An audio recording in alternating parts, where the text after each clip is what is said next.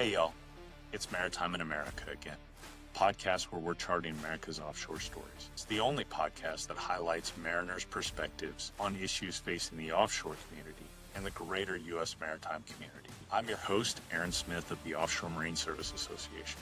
Each Friday, I'll bring you the Offshore Briefing, a quick rundown of the week's notable developments, updates, and news you need to know in the offshore space.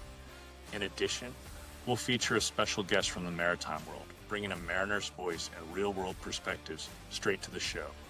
Joining me are my co-hosts, Ashley and Angel, where we'll strengthen the maritime American mariner's voice by diving into the people, policies, and powerful currents shaping the U.S. maritime community. Whether you're on deck or at your desk, we're glad you're here.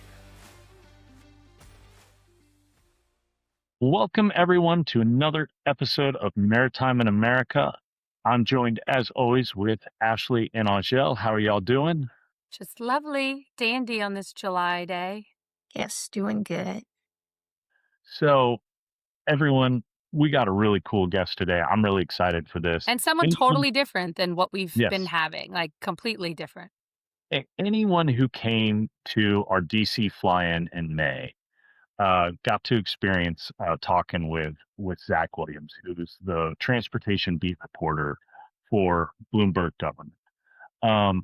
And why I wanted to have him come speak to our members in DC and then have him on the podcast is because I think naturally people go into their own camps and people go in and they only read their own press clippings.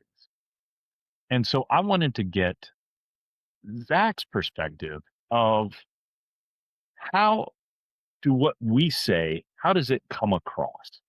And so, I think this is fascinating and I think it's really good. And I think everyone should listen to this from is our message getting across standpoint. And even more to that, Aaron, we deal with all this stuff every day, right? And it is important to us. Even though we're not owners, operators, actual mariners, we fight for them because not only that's our job, but we love these people. So we think it matters, right? We think it's important. So we just assume that Yeah. DC knows how important it is, but that's not the case.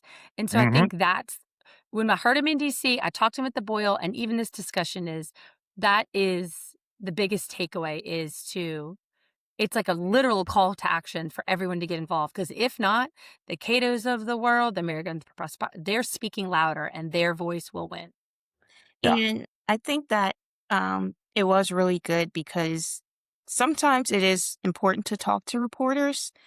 To one of his points that he made, America is over 1 million people, whereas our industry is about 600,000. Yeah. But we play a huge factor in Correct. how things are, running. But a lot of people don't see that because out of sight, out of mind, which we've spoken of before. So being able to talk to the reporter and have that information out there where it's not just our sector talking to each other, but someone broadcasting it to everyone. Yeah. Yeah. So he'll introduce himself when we bring him on, but Zach is, like I said, the transportation beat reporter for Bloomberg Government. That means he covers Capitol Hill, the administration, all the ancillary agencies and administrations. But he doesn't just cover shipbuilding and maritime. He also covers surface transportation, federal railroads, Federal Aviation Administration. So that's important to get through. And, just to introduce him a little prior to his current role, Zach was a reporter in New York for New York Politics. Subsequently came down to DC. He was also an English teacher prior to becoming a reporter. Which is so obvious because he is a phenomenal speaker. And Yes, he chooses his words wisely, and he just is so eloquent in the way he speaks. And he gets analogies correct. And actually, yes. I got two correct today. Yeah. Graduate of University of California, Berkeley, and Go Bears. As a master's degree from City University of New York, Graduate School of Journalism. So is not only a journalist, but is actually, a educated journalist with a master's degree. And that definitely comes across. Yeah. Love getting to speak to him. I hope everyone enjoys this episode. And let's welcome Zach. Zach, thanks so much for coming on today. We introduced you in the intro, but please, tell us about yourself. Well, I'm Zach Williams. I cover transportation for Bloomberg Government out of DC. So that's Congress, the administration, all the agencies, maritime, aviation, rail, drones. But I got a special soft spot for shipbuilding. There's just so much going on in the maritime space now, not least with this Jones Act waiver. It really is very much. I've been doing maritime policy since I guess 2007, so almost 20 years here, and this is a really very interesting time in the shipbuilding and maritime space. So like that, and we'll be sure to get into that, and love to hear your perspectives on that today. But just kind of before we do, kind of talk. If my idea is always, if you know the people, you know the politics. So talk about some of kind of, as the beat reporter for the transportation space, who are kind of your favorite characters in DC right now? Boy, that's a good question. Well, it always helps me keep my sanity to kind of divide the spaces. You got Congress here. You got key committee people. Folks like Ezel and out of Mhm. Mississippi, who Sam Graves, who chairs the transportation Mhm. committee. The Rankers, Carbajal out of California. These are all important characters in this story. Yeah. Of course, probably the most looming character is the president himself. Yep. And he's kind of said mixed things, to say the least, during the second administration on how he fits into it. And then you got kind of lower profile people in the administration as well. People like Jerry Hendricks, Yep. who kind of the shipbuilding guy within OMB. And then, of course, you got the lobbyists. And the lobbyists are a world unto themselves. You got folks representing trade associations. You got people representing businesses, people representing, advocacy groups like Americans for Prosperity, which or the Yep. that certainly Yep. has its opinions on the Jones Act. So, I would kind of break it down as you got Congress, you got the administration, and then you got all the people that are trying to influence the game between the two. Yeah. Well, those are, and there are some great people in there, in all of those branches, and Dr. Hendricks is one of my favorites. So yeah, that's a good one.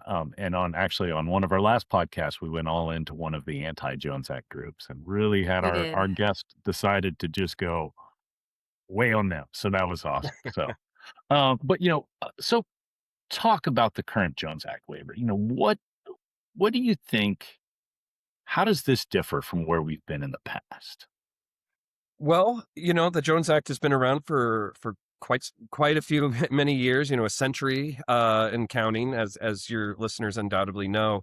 And my understanding of the history of waivers has been that they've typically been tied to a specific event, like a natural disaster. Hurricane Maria in Puerto Hmm. Rico in 2017 comes to mind. And Mhm. typically they've been pretty limited. Hey, Puerto Rico had some sort of natural disaster. We need to maybe get more fuel to it. So let's kind of, waive some rules, make that a little bit easier. Let some foreign flag ships get in there. Um, Whereas this one, the waiver that was issued by the president back in March, as the Iran war got going, is just, a complete suspension basically of the law. So we're seeing all sorts of cargo being moved in all sorts of different places. It's not limited to a specific, ports or area, like say Puerto Rico. It's the entire country. So we're seeing some very interesting things when when you remove these, the Jones Act requirement that they must be U.S. owned, flagged, crewed. Um, we're kind of seeing what would happen if the Jones Act didn't exist at all. So I think the Yes. broadness of the waiver is particularly what distinguishes this one from, the past ones that we've seen in the last few years.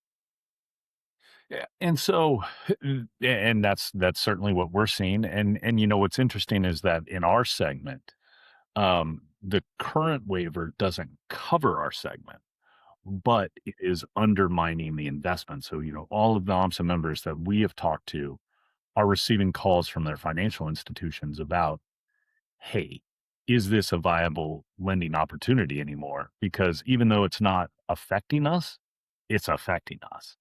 And so that's an interesting place for us to be, because we're almost like on the outside looking in and the inside looking in. So very interesting space. So And also what a do you space think? from where we tell everyone, "We've already been here, we could help you and tell you what to do. Let's not invent the Yeah. wheel." There's this saying, I got a Mm. saying right. Hey, yeah, look at that. We have Biff Tannen here who has Mhm. come to join us today with never gets a saying correct.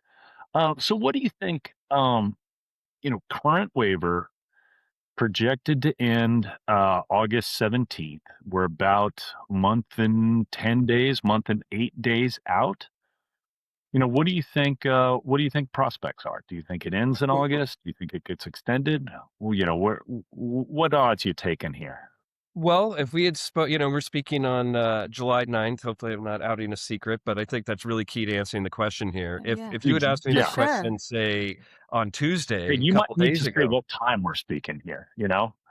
yeah, if you had asked me that question a couple days ago, I'd say, well, with the Iran war seemingly winding down, the Right. stated purpose of this waiver to address fertilizer, shortages, disruptions to, gas supplies, that sort of thing. I'd say that premise has largely disappeared because, active military operations aren't still happening in Iran. That all changed in the last day or so. Right. we got drones flying again in the Strait of Hormuz. We got, the US striking sites in Iran once again. So, that's keeping the well, for this that's keeping the war going, if you will, and that kind of gives the administration a pretext to continue the waivers.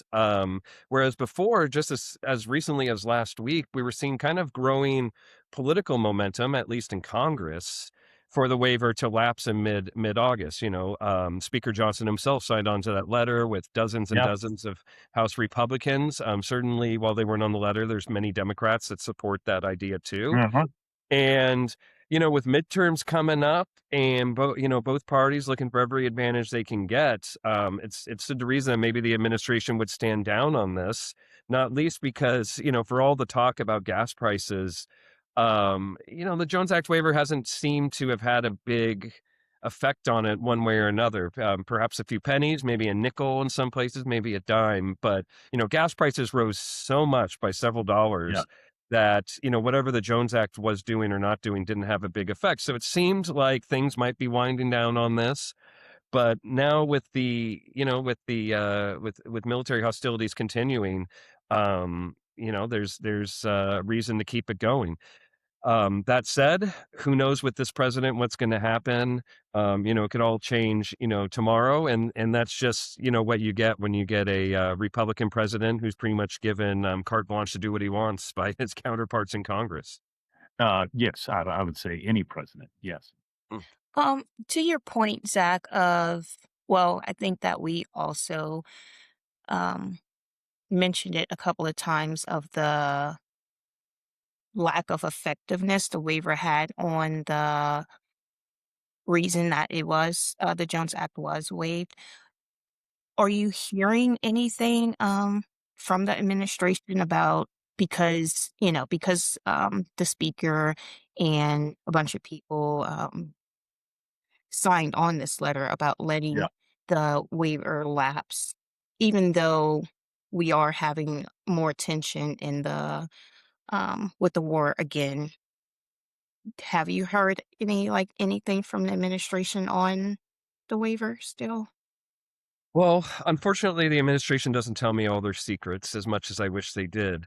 I think, an important thing to note is, there wasn't really any reaction that I know of, at least substantive one, to this letter from Congress. And, while it's always notable when the Speaker of the House, one of the most powerful people in the Yes. country, says anything on any big issue, a letter itself brings to mind a law of politics that I heard out of New York, where I spent much of my career. That the appearance of action is action, and there's no shortage of letters that members of Congress, from the Speaker on down, write.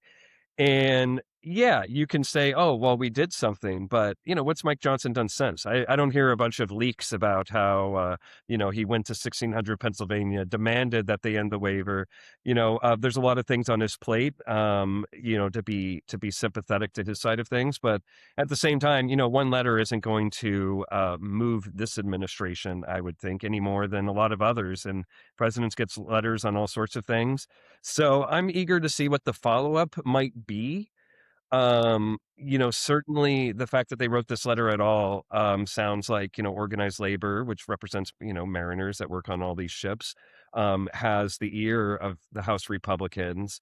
But that doesn't mean they're going to go all in and call in all their chips just to help, which is, you know, sorry to say for your listeners, a pretty small segment of the economy overall. Hmm. We got 350 million people, a significant industry, of course, Yeah. but they're trying to balance this with political favors that people on the other side of this issue are probably calling in. The oil companies and the people that Yeah. like the waivers.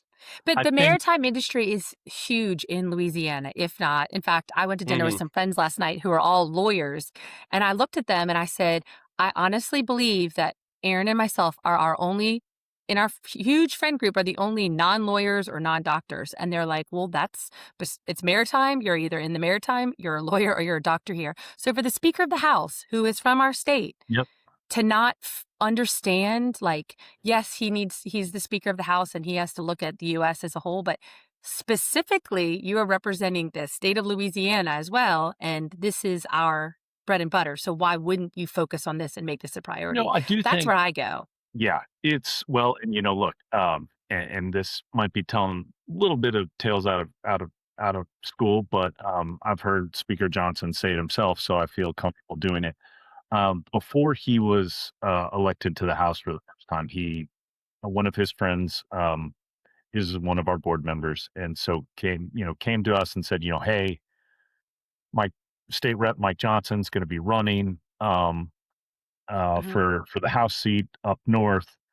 He'd like to come talk to you guys. And we're like, well, we don't know where he is on the issue. So, yeah, that sounds good.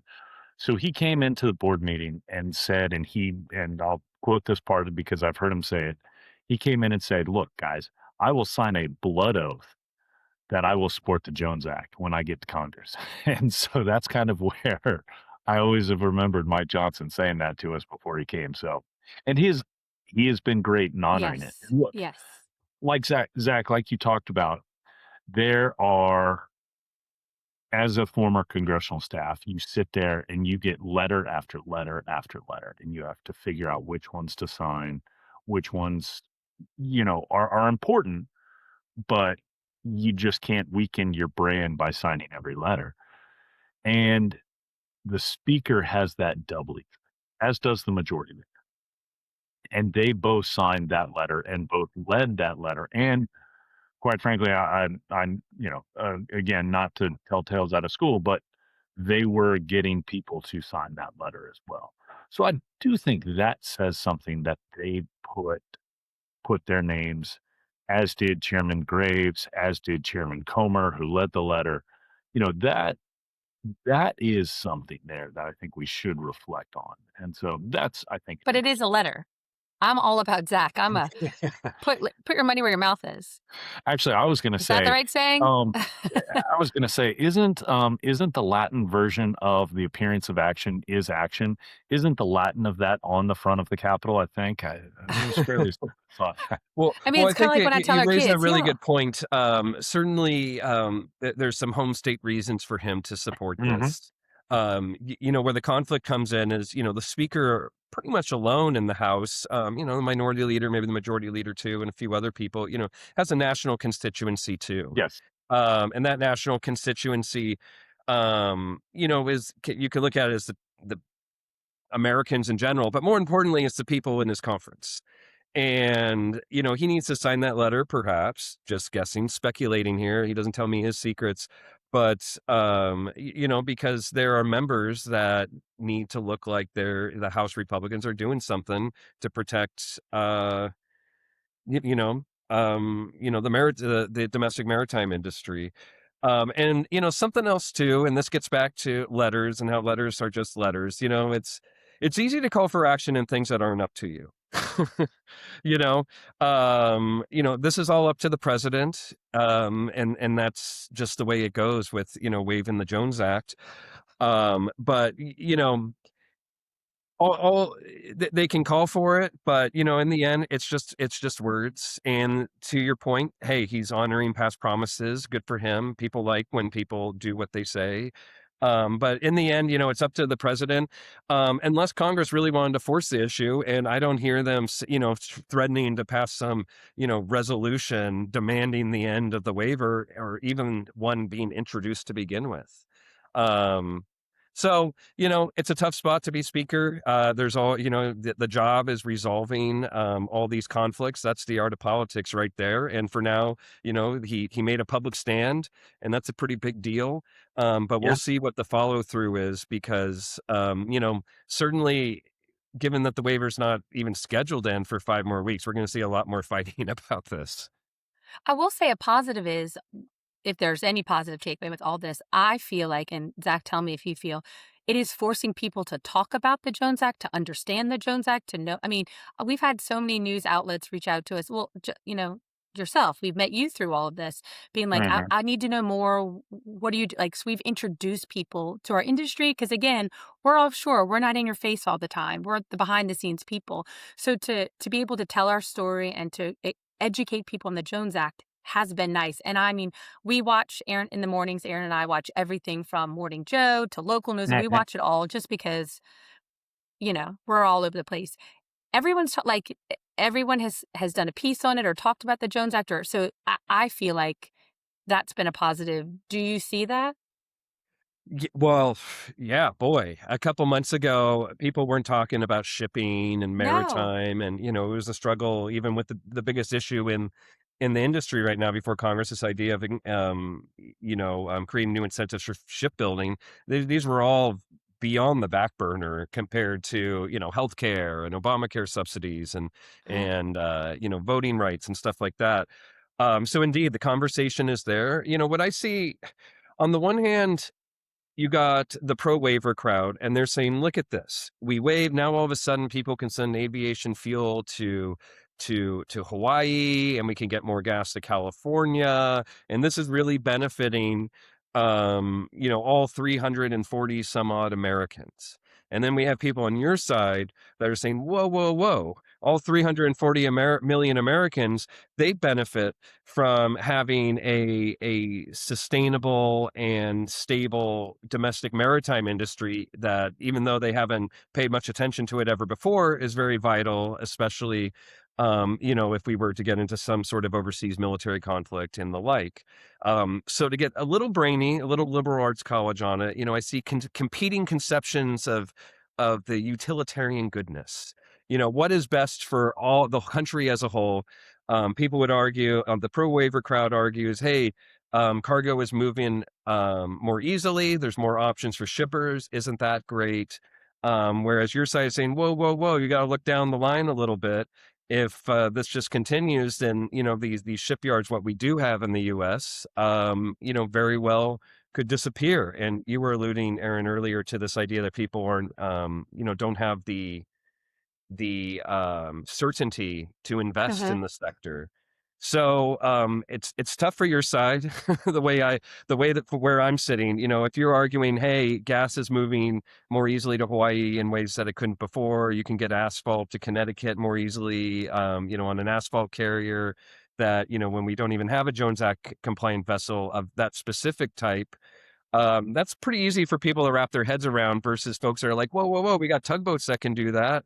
And it's China flagged. And, anytime there's nuance to an issue, as I think your side is representing, it just takes that much more work to get your message across, as I'm sure you guys talk about all the time. Oh, But it yeah, does. it's a bigger Why? issue than ever before. Well, the issue that doesn't even is the whole security issue. I handled the security part of AMSA, like our security fund. I mean, you're having foreign vessels come in with people that we don't like. They haven't. It's just a security thing for me, more so than Mhm. anything. But that kind of gets lost in the back burner of of when the conversations are being had. Yeah. I think. One thing I haven't seen is, a very strong end the waiver movement kind of. I mean, yeah, we got Americans for Prosperity. They've gone in this fight. They've never been friends of the Jones Act, as you know. They're the Coke backed group that Mhm. promotes a kind of a free market set of policies. And yeah, they've increased their lobbying. They're doing some ads. Some elected officials like Mike Lee kind of had chatted a little bit about reviving their efforts to just end the Jones Act, Yeah. but for all the benefits that some of these pro waiver folks, particularly oil companies, are talking about publicly, no less, I haven't heard them really call for the end of the Jones Act itself, much less, throw a bunch of money around. So the long view seems like, this waiver will continue. Maybe it'll continue past August. But, there's still that pre-waiver status quo that seems pretty likely to resume because it's just, trying to get a bill to end the Jones Act is just as hard to to get through Congress as a one that would reassert the Jones Act. And Yeah. the status quo seems destined to return. But that said, with all the attention that maritime is getting now, I'll be interested to see whether or not this attention shifts to the shipbuilding push. There's been there's pending legislation before Congress, Ships for Hmm. America Act, that would direct a lot of subsidies to revive, not just naval shipbuilding, but also commercial shipbuilding. And, and often those same folks are aligned with the pro Jones Act people. Not always, but often. Yeah. And, we've seen growing momentum for that, which, it's still just bubbling up, hardly the biggest issue before Congress. But, there's a mechanism to move it, the NDAA, the National Hmm. Defense Authorization Act, that presumably will move through Congress before the end of the year because it's one of those must pass things. So the extent to which attention from the Jones Act might shift to that could really upend the sector, I think, in ways that some sort of definitive action on the future of the Jones Act, I feel, isn't going to happen anytime soon. But that's a lot of speculation on my part at this point because, we'll see. Well, and I think that is an interesting point there because there are the House version of the NDAA has some placeholder-esque titles. There's some language there, but it's a rough draft.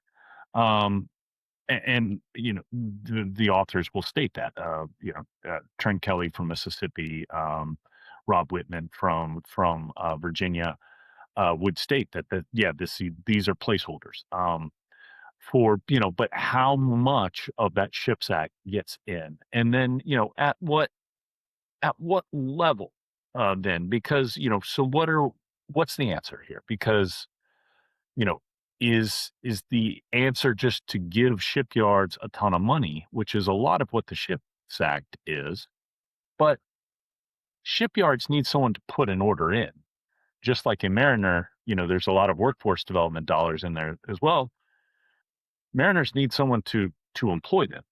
Both of those answers are a vessel owner, which isn't really covered in the Ships Act. And so it will be interesting to see. I don't think I have a question here, but I'm just saying it'll be interesting to see if that part can get resolved as the NDAA, like you're indicating, hopefully works its way through the congressional process. Yeah, Um, well, the language itself in the House version, and we're still in the process, could change, but certainly not going to change in the next week. They're not even in town.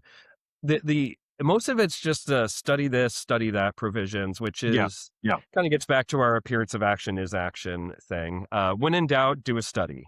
Is a classic law of politics. But there is one provision that I found very interesting, which was the civilian mariners who crew all those Navy ships for Sea Lift Command would get a little bit of a bump in benefits, which I found pretty interesting. Maybe raising the pay would be too complicated bureaucratically or something, but basically it would shift them in, if I'm remembering off the top of my head, shift them into a new GS category where they yeah. would get basically more vacation time or accrue it faster.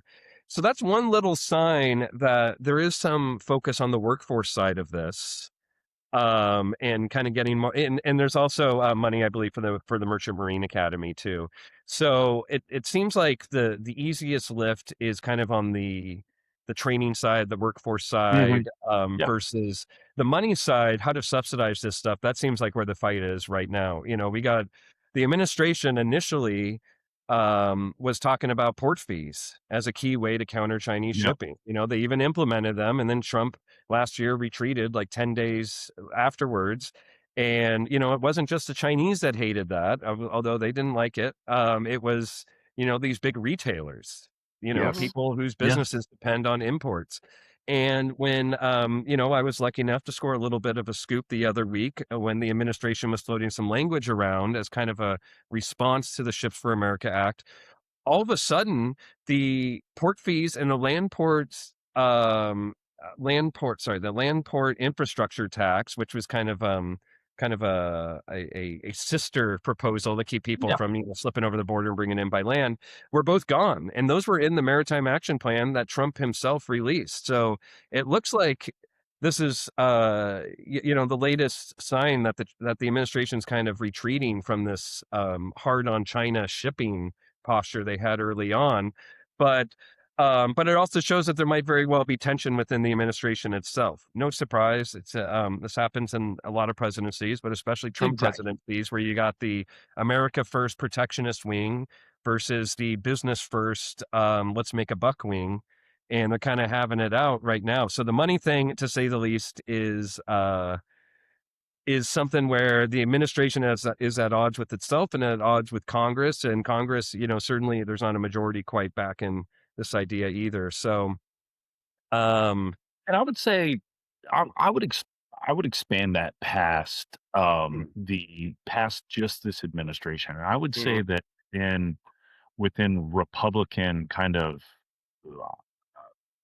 dogma, there seems to be a shift from, when I was on the Hill, the Republican Party was very much the Chamber of Commerce, mm, and I don't just mean I'm using small C's, not like the U.S. Chamber Inc. mhm. Chamber of Commerce, meaning press khakis sitting at the country club type Republican Party, and then you have now more of, and I would lump the Heritage Society in that, a bunch of those groups, Mm. and now you have more of this American Compass fair trade type groups coming up, and that's been an interesting process to watch. Do you see that kind of like you're talking within the administration, the America first versus the business first, but do you see it outside of the administration as well? Well, yeah, I mean, I think I think you hit it right on the head. Like, a lot of this kind of the pro business crowd has kind of migrated to the Democrats to a significant degree. Interesting. And, but it also, there's so much horseshoe politics to, where the Yeah. left meets the right, in the Yeah. maritime space, that, I'd kind of wonder if it's ever been quite, as clear cut as maybe the oil business has, where you had, very friendly, very friendly posture for the Democrats, less so for maybe Uh-huh. where the Republicans were very friendly to them, Democrats perhaps less so. Um, Maritime is just really weird, as you know. We got, by definition, it has to mostly be coastal. And that means Mhm. mostly be in democratic areas of the country. Yet I would just guess that a lot of the rank and file who work in there might tend to be more kind of conservative folks than your average people in the Bay Area or LA or Yeah. something else. So how the kind of evolving Republican Party is reflected in in maritime policies. I think it just gets back down to, Trump the disruptor and Trump the ultimate pro business president. And, sometimes, those aren't easy to reconcile, especially with, kind of a complicated issue like maritime policy, which is, kind of a relatively small group of businesses in the Yeah. overall economy.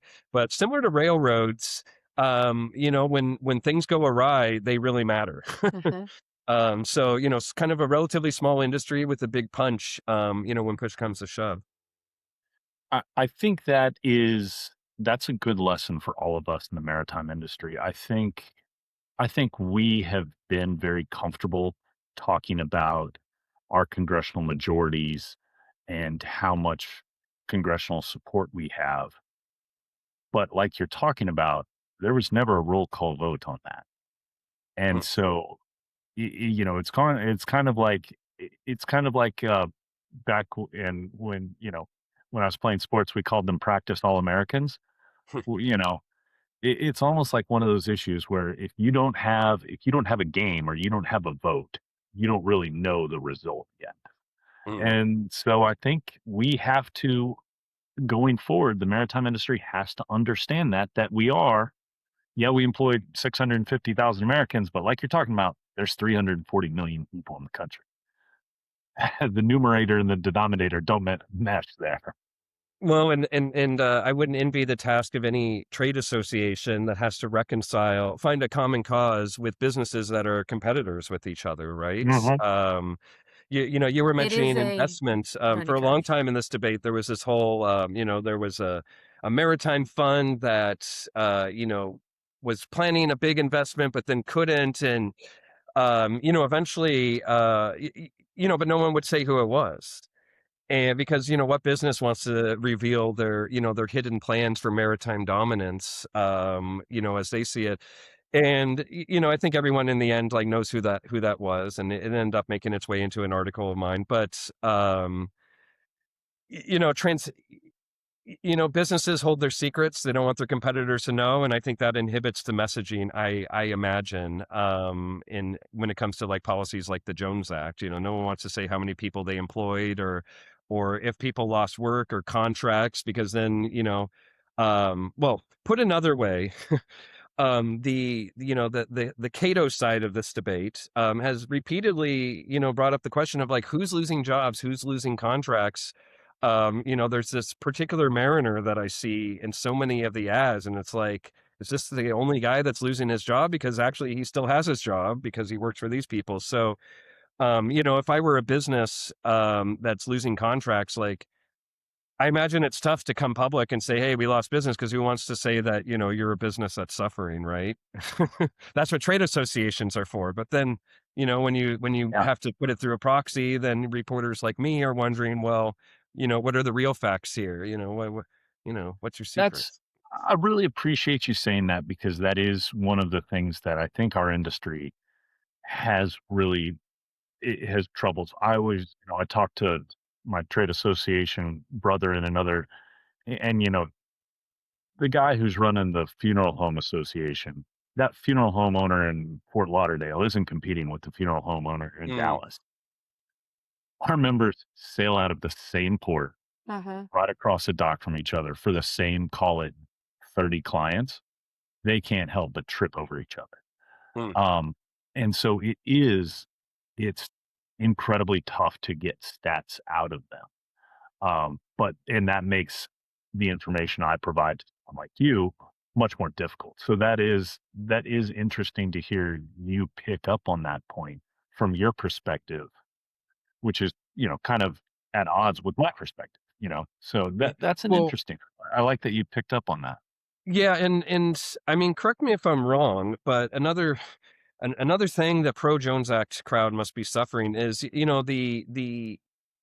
the benefits of waiving the Jones Act are pretty obvious from the get-go. A ship that wasn't moving stuff is now moving stuff, and now there's gas somewhere that maybe had a bit less gas to begin with. Whereas the job losses and lost business does take time to accrue, plus they're kind of business secrets. So, Yeah. again, this gets back to, you guys got a tough row to hoe. It's not easy, not least because explaining the Jones Act, is a heavy lift to a lot of people to begin with. Yeah. It is, Yeah. but once you say it, again, I always go back to my mom, and she always asks us what and she's like, "It just makes sense because why wouldn't you want US? Like, it just makes sense." Yeah. Well, thankfully, it's called people just have the shorthand of the Jones Act. If you had to refer to the, what is it, the Merchant Marine Act of Marine active, 1920, yeah. yeah, then, everyone's eyes are going I to think glaze it's over either and there's no it's hope at section all. Section 3B or something like that I of encourage you to begin every lobbying discussion by With citing the specific section. maybe that'll get people's attention. We should just start saying that. Yeah. But well, Zach, I mean, we get calls all the time from members, and they'll be like, we just lost out on this job because of this. And Aaron are like, great, let's get that in writing. And they're like, we don't want to put that in writing. Mm. So we will try and document it on their behalf without saying who it is, but it doesn't do it justice unless you have a face to say, Yeah. and that's why we've done this campaign with our vocal video of if it's all of our mariners saying, I am the Jones Act. Like when you're waiving it, you're taking my job because we're Yeah. trying to put that face that you say that really isn't there, or that company that's losing it really isn't there because it's hard. that Yeah, yeah, and I would think it's easy enough to there's some outlets and some reporters that will take a quick press release and write it up and kind of take at face value people's claims for better or worse. And then there's some outlets, and I think Bloomberg is one of them, but that kind of want to delve a little bit deeper, and it's when you start getting into industry source or someone we represent but we can't say who, like that raises a lot of red flags on the it editorial side does. of Correct. business of Yeah. like how do they really know, how do you really know, and Correct. yeah, it's not easy, but we can all chalk it up to a little bit of job security on our own sides at least. Well, and so, you talked about something about the benefits Mhm. of a waiver. And obviously I would say that they're nothing. And have our last podcast guest had, data showing that it was 1/8,000th of a percent. But what I don't ever see, and maybe I'm missing it, but where is the where can we talk about why a foreign vessel is cheaper than a US vessel? Because I think that's important, that it's not that it is cheaper, but what I don't see is the next order question of why. And the why Well, is because they're paying the deck crew $3.10 an hour. So they're, so do you ever see that reporting? Well, there's been a lot of ink, most of it written very fast without, the weeks of research that would take to really definitively answer that question. But there's been a lot of ink on, why does the US, we had so many Liberty ships after World War II, and Mhm, now we make, mhm, 0.1% or whatever. mhm. Um, I think there's two things to keep in mind. One is the Chinese and the South Koreans and the Japanese before them really put their sights on building a domestic maritime industry with the Yes. government supports to encourage that, and they succeeded.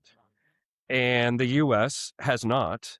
That there is the Jones Act, which encourages, the types of vessels that are used for, tugboats and the like.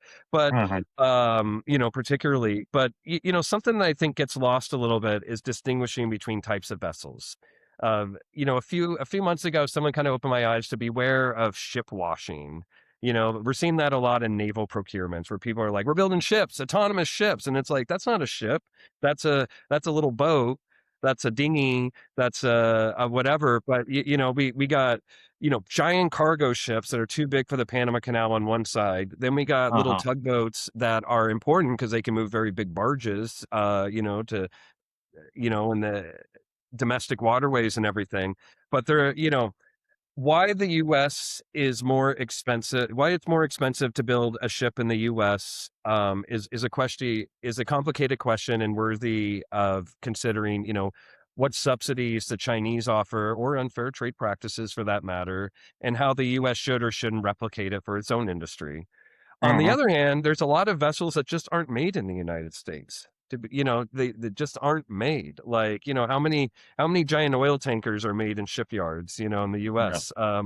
Not many, if any, or giant cargo ships. And I think now you're not using giant cargo ships to necessarily move stuff domestically, but I think you take my point that there are certain types of vessels that just aren't made in the United States.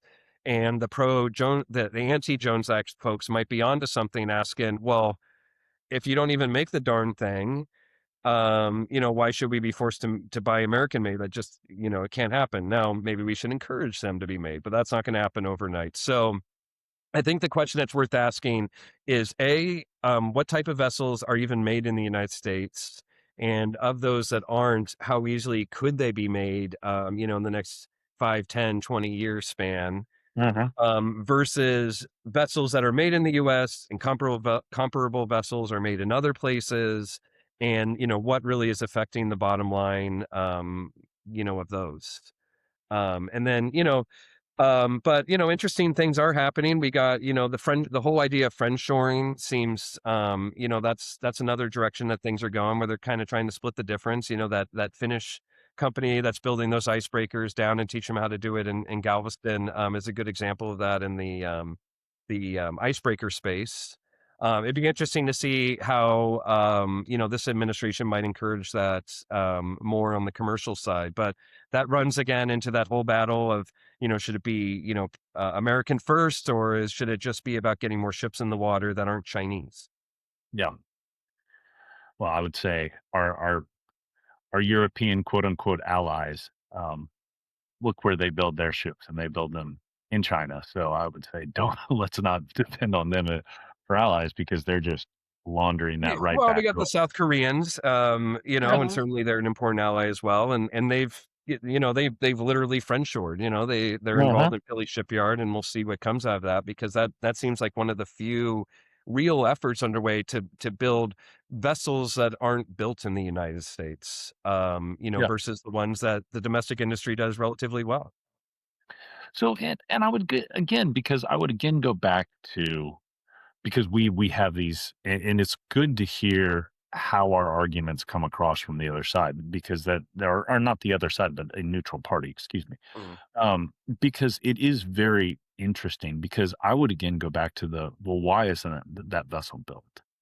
And often in my case, in our industry's case, the answer is, the why is, well, because the foreign competitors don't have to play by the same rules. And when they're here, but it sounds like that argument hasn't necessarily gotten through. You know, do you see that? Well, this gets back to, complicated arguments that are more intellectually honest versus quick things that are Yes. convincing. The pros Jones Act people have zeroed in on, fears of Chinese infiltration quite a bit, including on that Yep. asphalt carrier that carried some asphalt from, Hmm. I think it was the Gulf to Connecticut or Yeah, something like that Mississippi. recently. Yeah. And I'm not here to defend the Chinese or the Chinese Communist Party. I don't work Sure. for them. But on the other hand, it's if there was, a bunch of espionage being done on this ship, then, show me the proof.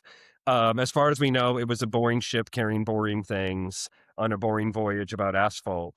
And it was just one. Now there's a bunch of other voyage. There's been 120 some odd voyages that have been done under these waivers, and undoubtedly more of them are linked to Chinese interests one way or another. Maybe they're flagged in Hong Hmm. Kong. Maybe the parent company owns them. That type of thing.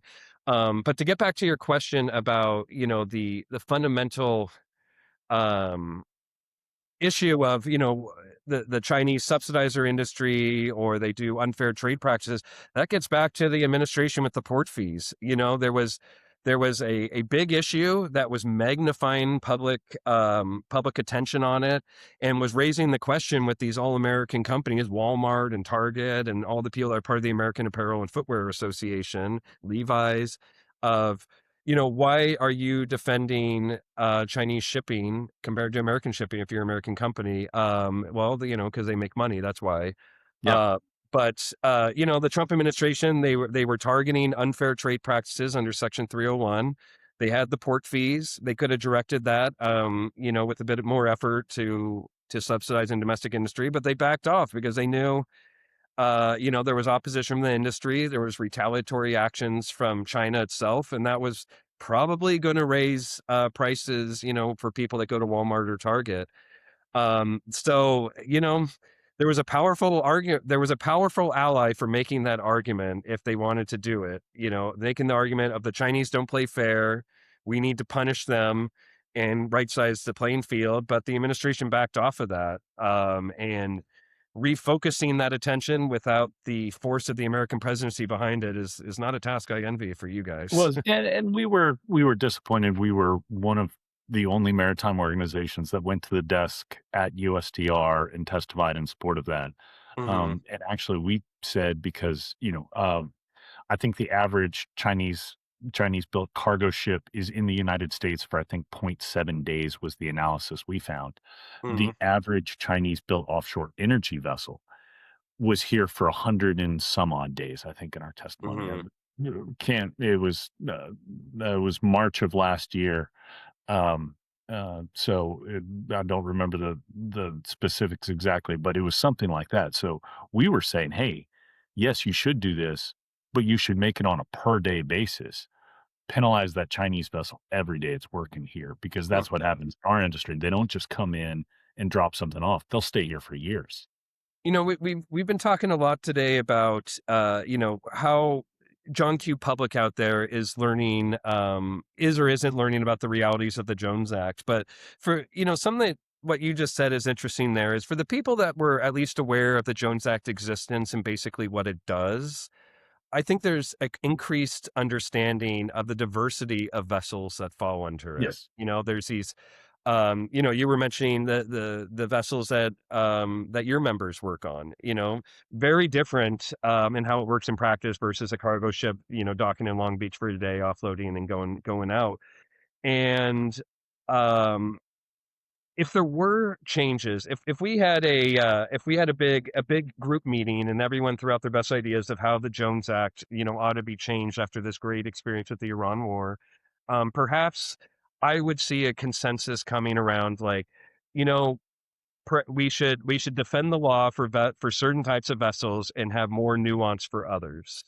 And that could be interesting how it works out, particularly the vessels that aren't made in the United States. Because, there's kind of like this still apples to apples, but there's Fuji, there's Granny Smith, there's Red Delicious, and they all have different shelf lives and flavors and benefits and everything else, and they all come from different things.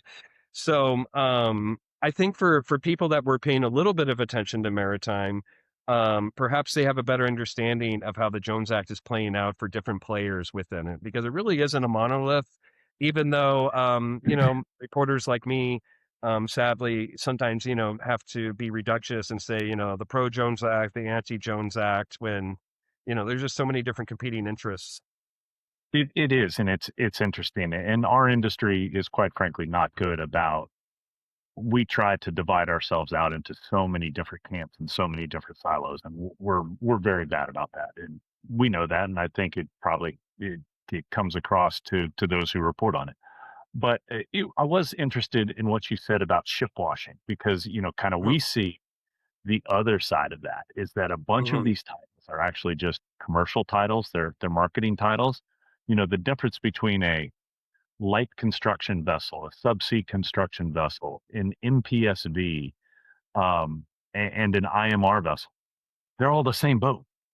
It's Mhm. just everyone has created their own name to try to get a one up on their competitor. But then all of a sudden, though you'll hear a congressional staff, and I can make this disparagement because I did this, was that information will be given to a congressional staff, and so they'll try to write legislation of, oh, you can only have U.S. built MPSVs. And I'm like, okay, well, this isn't an MPSV; it's an IMR vessel. I'm like, It's the it's the same same thing. thing.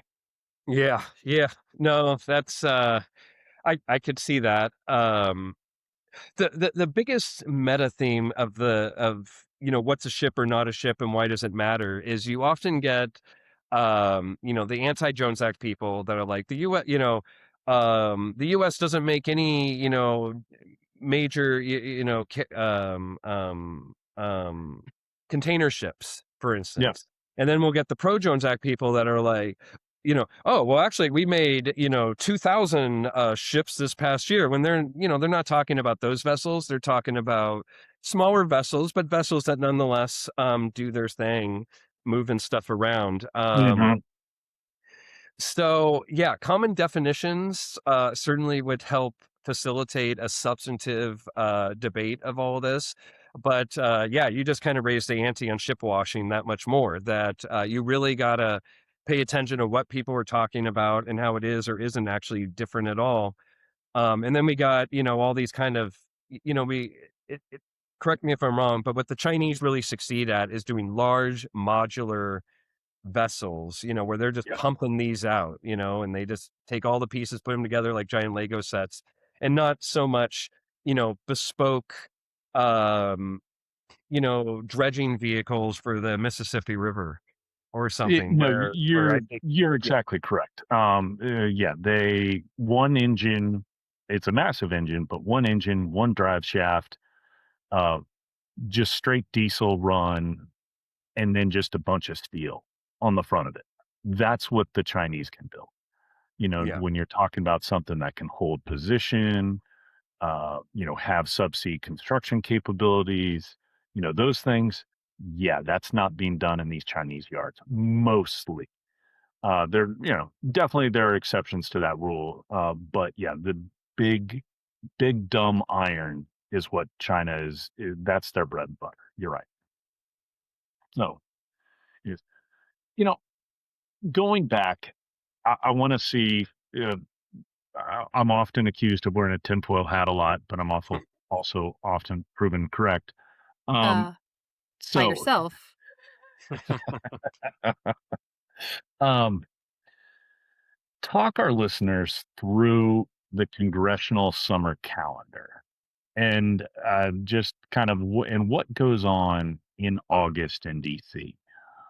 Oof. So, Well, It's not hot much and of anything miserable. goes on in August in DC. They're going to be on recess. So, next mid July could get interesting in the Senate at least. The mhm, House, per usual, is in kind of a state of quasi chaos.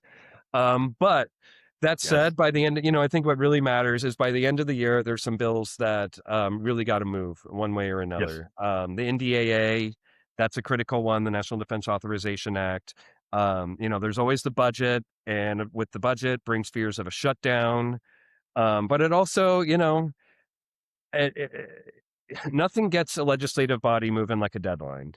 So, that's right. we got Yeah, NDAA, we got the budget. We also got the Surface Transportation Reauthorization. I don't know that's going to affect the industry in a lot of ways. I don't see a lot of Jones Act action there per se, but still a big bill that will undoubtedly affect your members in important ways. So, but I keep an eye on the NDAA. The Jones Act ultimately is kind of geared towards national defense. That's a national defense bill. uh-huh. It's there's already shipbuilding provisions in it, so it could amount to you know a bit more vacation time for government employed mariners, or it could add to something much bigger. But whenever you get 1,000-page bills, though, you always got to look at those amendments and see what might get slipped in at the last moment. So, but in August, probably nothing's going to happen. In September, we're going to find out if anything's going to happen before the election, or if it's going to be some sort of lame duck situation. Where at least some pro Jones Act people like Bill Cassidy out of Louisiana, who won't be returning next year, will kind of get a last moment to make their mark, which might be in a friendly way for the domestic maritime space. Well, and the reason I was asking is because the waiver goes up August 16th. First day without the waiver will be August Hmm. 17th. Me and my tinfoil hat believes that that date was picked so that it would happen in the middle to the end of August recess, right? When that time where people start going out to the Labor Day vacation. Mm. And so they could extend it then without anyone paying attention because, campaigns really start after Labor Day. That's what everyone's always said.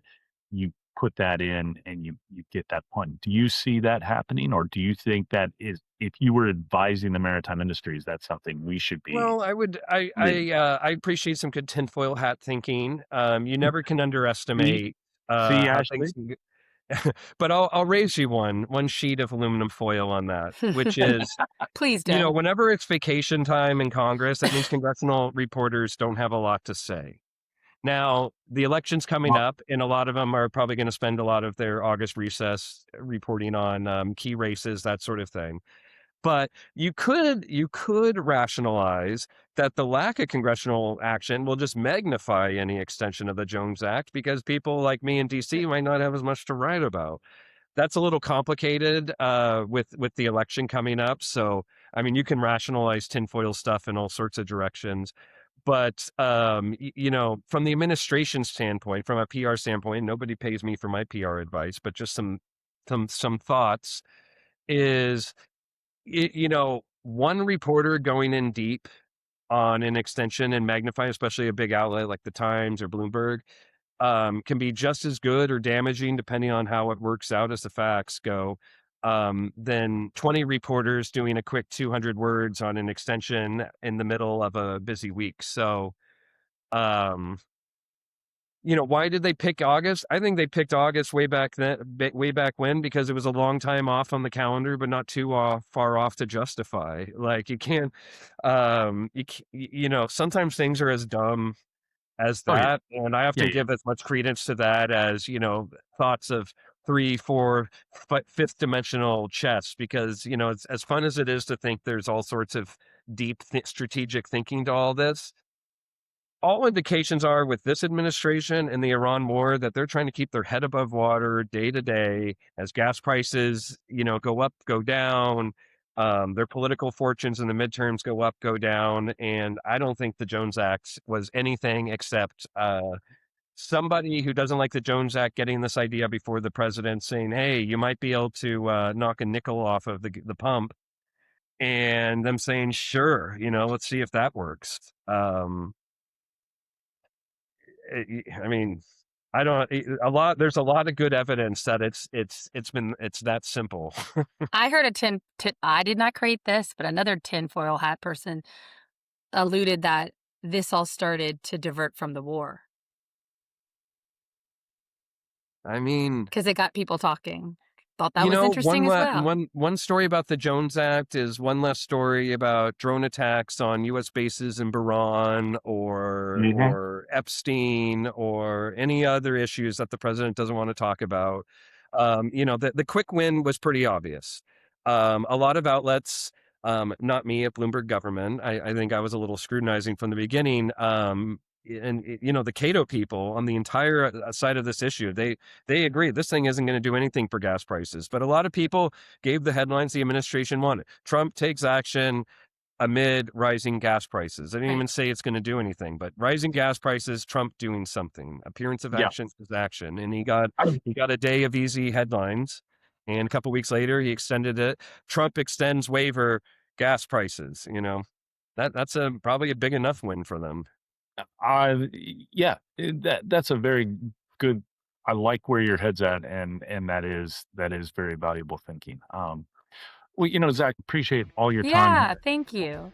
Yeah, this is great. It's Well, always so thanks. fascinating. Always have a great time chatting with you folks. Yeah. Definitely give me a ring if you see any news out there. Okay. Will do. We'll do. We'll Thank do. you. Well, good.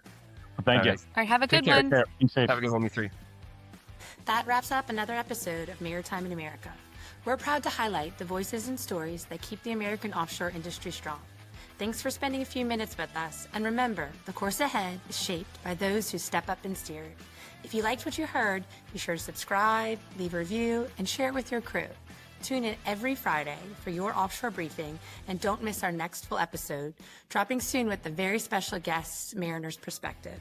Catch you next time.